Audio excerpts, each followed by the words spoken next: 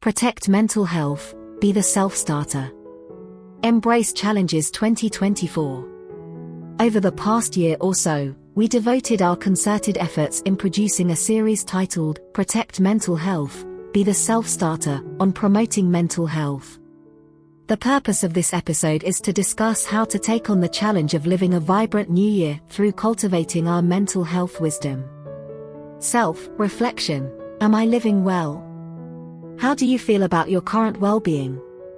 Let's take a minute to reflect on the following aspects of your life over the past week along the rating scale, 0 representing highly unsatisfactory and 10 representing highly satisfactory. Your personal well-being. Your interpersonal relationships with others, such as family, close relationship, friendships. Your social connection at work or in school. Your general sense of well-being. There is no health without mental health. I am sure we are not unfamiliar with the saying that there is no health without mental health. As pointed out in the WHO Mental Health Report, mental health is an integral part of overall health and well-being. With good mental health, we are able to communicate better with others, work properly, cope with life's challenges positively, and progress and grow continuously. However, according to the report, people with mental disorders account for 1/8 of the world's population.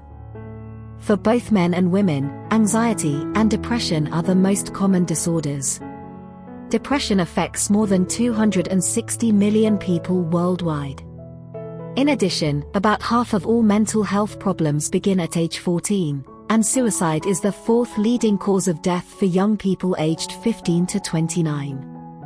This century COVID-19 pandemic affects everyone to varying degrees. The challenge is even greater for those with pre-existing psychiatric disorders. In Hong Kong, for example, our public psychiatric patient ratio is 1 psychiatrist to 779 patients. One of the most common complaints from patients is that the consultation time is very short, about 5 to 10 minutes. A rocky path to recovery from COVID-19 pandemic. When we are heading towards normalcy after 3 years of COVID-19 pandemic, we should be excited and full of hope.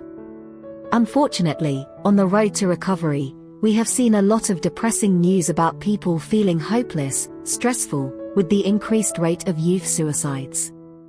Why do people react differently in facing the same stressful event?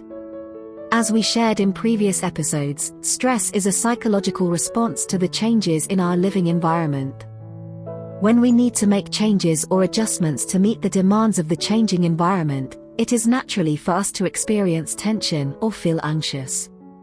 However, when we find it increasingly difficult to adapt to the changing demands, sense the threat to our self-esteem and feel helplessness, a chain of physical and psychological reactions, known as the stress response, occur. These include rapid heartbeat, sweating, and trembling of hands and feet, feeling anxious and even panic. From the perspective of cognitive psychology, we have different emotional responses to the same situation, which are subject to the way how we perceive the situation and how we cope with the demands. For instance, when I faced months of national lockdown in UK, I gradually mastered the art of living alone. When returning Hong Kong for the 21-day of hotel quarantine, I experienced reduced stress through transferring the previous experience in living in isolation to another context of quarantine which was shorter in duration. Cultivating wisdom for mental health. How? The World Health Organization states that each of us can strengthen our skills and competencies in understanding and caring for our own mental health. How can we achieve this? Based on my professional training and personal reflections on the lived experiences over the past few years, I have derived 4 smart tips in protecting our mental health. Smart tip 1: Awareness as self-help. To stop in the state of constant fear, the first step is to have the awareness of our emotional states under the stressful conditions. Let's imagine in a busy traffic with vehicles passing in high speed from different directions, we will experience strong physiological and emotional responses that affect our ability to think clearly. To calm ourselves down, we need to press the brake and calmly tell our panic self, I feel the situation overwhelming, I need to slow myself down. Let me pause a while by parking my car aside. This creates the time and space for our neural circuits to send the information to the neocortex for cognitive processing. Smart tip 2. Develop effective feedback loop. First, let's stay aware of our inherent emotional state and reflect on ways to deal with stress. This helps us understand our long-repressed emotional needs and become motivated to unlearn those ineffective ways of managing life crises. With an effective feedback loop in place, we can reset our brain circuits. For example, abusive words and actions can stimulate the brain regions where we process emotions, and the fight-or-flight defense mechanism is quickly activated that prevents us from thinking properly. Therefore, in the face of abusive words and deeds, let's pause and breathe slowly so as not to react impulsively. Then, the more we practice, the more we can change the habitual way of thinking and responding. Second, let's stay open to positive and thought-provoking feedback. Constructive quality feedback has the calming effect of bringing our brains to a state of equilibrium. By allowing ourselves to consider from different perspectives and think out of the box, we are creating conditions for ourselves to engage in the conscious process of self-evolution. Smart tip 3. Emotion management. With the understanding that prolonged periods of high emotional alertness can have negative impacts on our mental health, I paid due attention to emotional self-regulation at the time of adversity. I find the following strategies helpful. Aware and acknowledge. Be aware of our emotions, acknowledge their presence. Accept with compassion and communicate. Accept our feelings with compassion and share the feelings with the trusted ones. And resolve and modulate. Not to let emotion get overwhelmed and dominate us by changing how to react or express.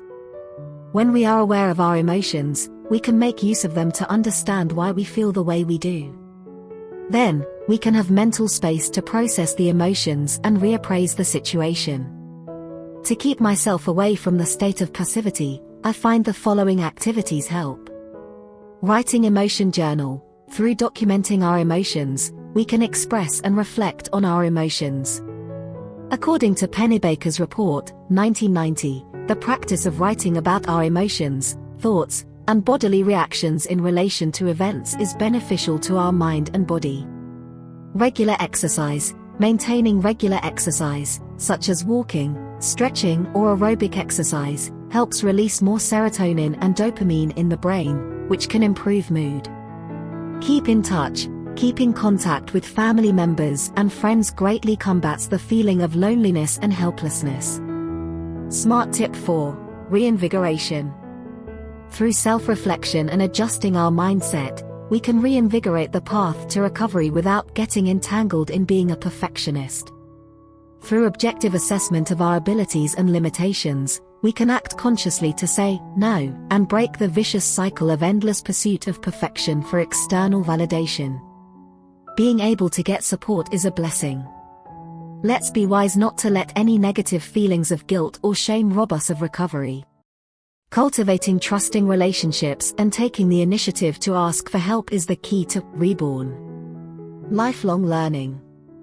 Over the past year, we produced more than 150 short videos which are grouped into 3 series, namely, Living with the Pandemic, Protect Our Mental Health, and Life Changes. We addressed various issues which include crisis management, anxiety, stress, emotion management, brain health, critical life events and their impacts on mental health. We hope these series can open the window for us to cultivate our personal and collective wisdom in caring for our mental health. Let's work together to cultivate collective wisdom, protect mental health, be the self-starter. Author, Dr. S.B. Chan, Doctor of Psychotherapy and Counselling, the University of Edinburgh, UK. Master of Science in Mental Health, the Chinese University of Hong Kong.